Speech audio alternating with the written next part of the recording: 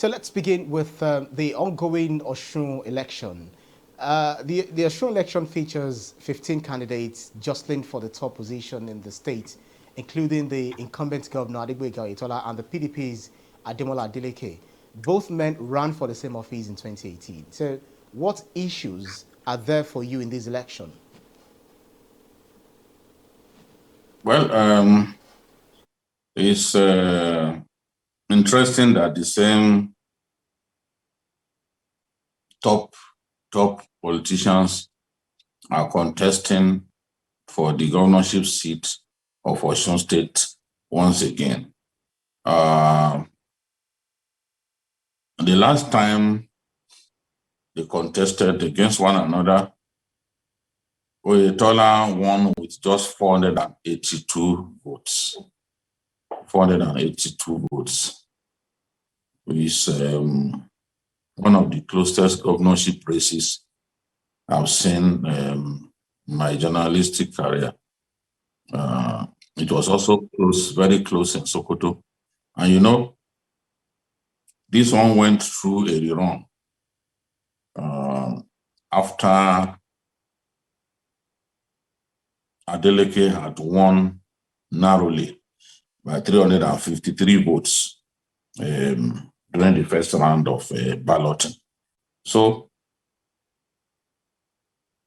even today, from the results that are coming in, it's also shaping up to be another close contest, another very close contest. At this stage, there are still many places where they are still voting. Insufficient beavers ensure that even as we speak, voting is taking place in some densely populated areas. So it's difficult to say at this stage that a particular candidate will win because there are still many places where results have not been returned. So you can't say a particular candidate is going to win, but all eyes are on the densely populated areas. Look at Eden North, for example, has 71,750 registered voters and 151 polling units. Eden South has 54,880 registered voters and 89 polling units. This is an area where Adeleke is habitually very strong.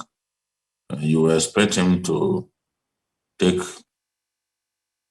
up to more than 90% of the votes cast in these areas because the people of it, they usually turn out en masse for him.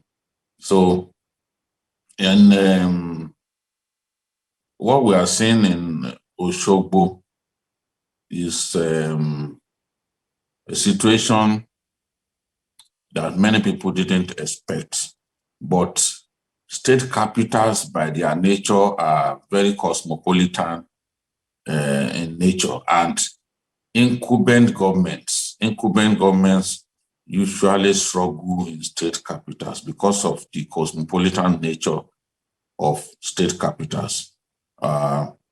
You will see that in Kano, the last governorship election in Kano, Ganduje was well beaten in Kano Municipal, but he won in so many of the